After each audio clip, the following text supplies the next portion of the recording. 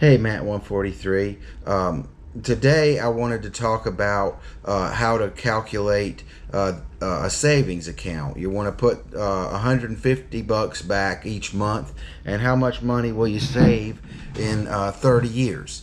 Well, let's start off with three different kinds of accounts, but we're going to start off looking at the most basic things, which is write down what you're given. Okay? Show your formula, substitute into your equation, affect unit conversions. You don't need to worry about that, but if it's on top, you multiply by. If it's on bottom, divide by, and that's those are the steps. Okay, so here we go. We're going to compare and contrast three different savings plans, if you will. The first one is going to be, I'm going to put it all in a shoe. I'm going to put all my money in a shoe so nobody can find it, okay? Yeah, that's what I'm going to do. $150 a month for 30 years. How much would I make? Okay, well, I need to come up with a formula, and here is my formula. The amount is going to be equal to your payment times the number of payments times your number of years. Okay, now here I have listed what each one of these are. Okay, so here's P, or payment. We don't need to worry about APR for this one. And N here is number of compounds, and Y is years. At any rate, you would make $54,000. $54,000 to put all your money in a shoe. Put $150 in a shoe once a month.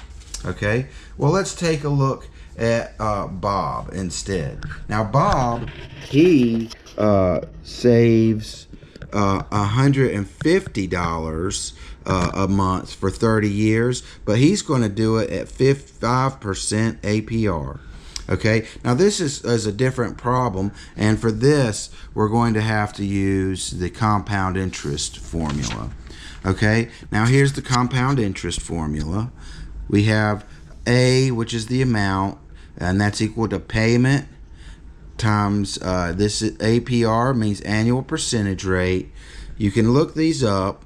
N is the number of compounds per year, and then last but not least, years.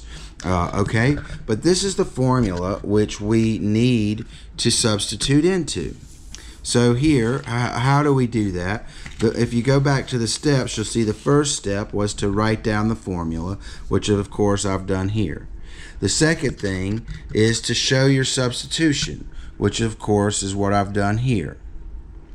Okay, once I do that, then I can attempt to try it on my calculator, and here are calculator instructions. Now, I've only written these out one time, and I want to draw your attention to the divide by parentheses per 0.05 divided by 12 close parentheses.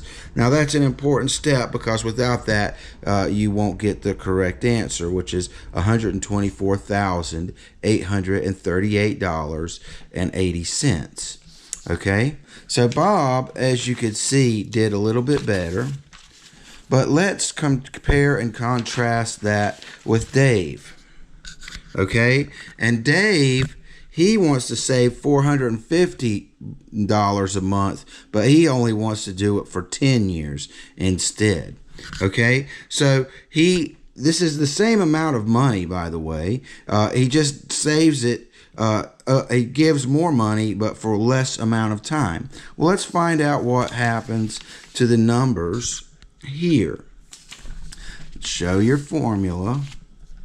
Substitute into your formula.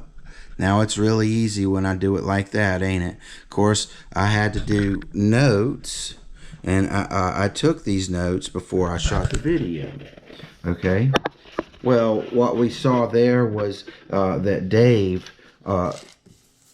even though he put the same amount of money back, he only made $69,877.03.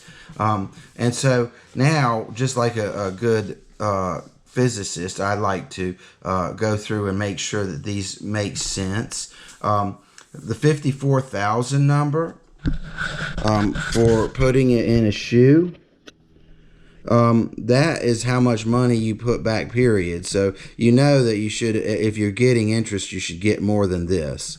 This one, he actually got 69,000. He did say he did make some money by putting it back. For 10 years, he made almost $15,000 in interest, didn't he? But this one is the one with Bob. And of course, Bob, you can see he made 124,000. He doubled up his the saving it in a shoe method, didn't he? At any rate, so the life lesson here is, of course,